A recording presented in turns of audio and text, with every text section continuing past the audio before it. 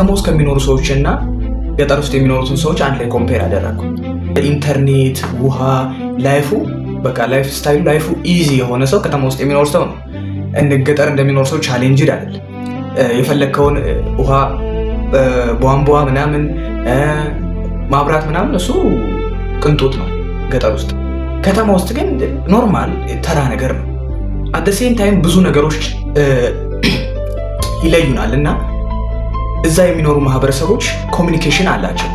ምክንያቱም ያው ኢንተርኔት የለም፣ ተደብሬ ሶሻል ሚዲያ ላይ ልደበር ምናምን የሚባል ነገር የለም። ኮሚኒኬት ታደርጋለህ፣ የግድ ኮንቨርሴሽን አለ እና ኮኔክሽናቸው በጣም የጠበቀ ነው ብዬ አስባለሁ።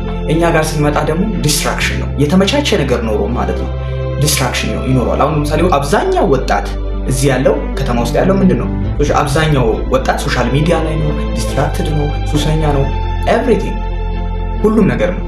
ግን በዛውም ልክ የሚሰሩ አሉ።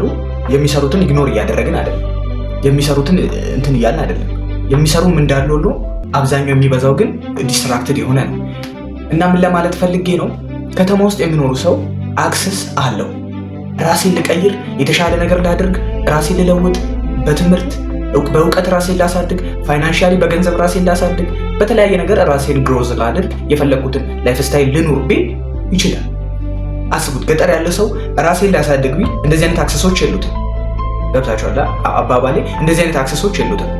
እኛ ግን ከነሱ የተሻለ አክሰስ አለ። ቢያማሩ ራሱ የሚያምርባቸው ባይዘ እነሱ ናቸው። ገብተዋል አይደለ? ቢያማሩ ራሱ የሚያምርባቸው እነሱ ናቸው ባይዘ። ከተማ ውስጥ ሆኖ ወጣት ሆነ ስራ የለም ምናምን። ከእንደዚህ አንጻር ስናየው ግን ምንም ነው የኛ ችግር፣ ምንም። ከነሱ አንጻር ስናየው የኛ ችግር ምንም ነው። እና ያሉ ነገሮች በጣም ውድ መሆናቸው የምናውቀው ስናጣቸው።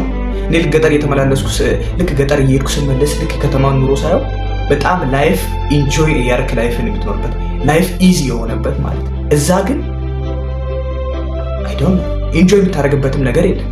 ሶሻል ሚዲያ ላይ ምናምን ከዛ አንጻር ስለማየው ይመስለኛል እንደኔ አስሜ ከዛ አንጻር ስለማየው በጣም የተመቻቸ ነው።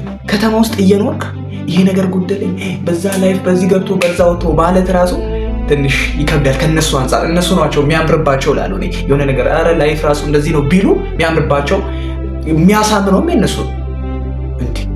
በጣም እኮ ዲፈረንስ ነው። በጣም እኮ የተለያየው እኮ ነው እንትኑ። ገብቷችኋል አይደል? ስለዚህ ራስህ ከእንደዚህ አይነት ነገሮች ከቦታዎች አንጻር ራሳችንን ኮምፔር ስናደርግ የተሻለ ነገር አለ እዚህ።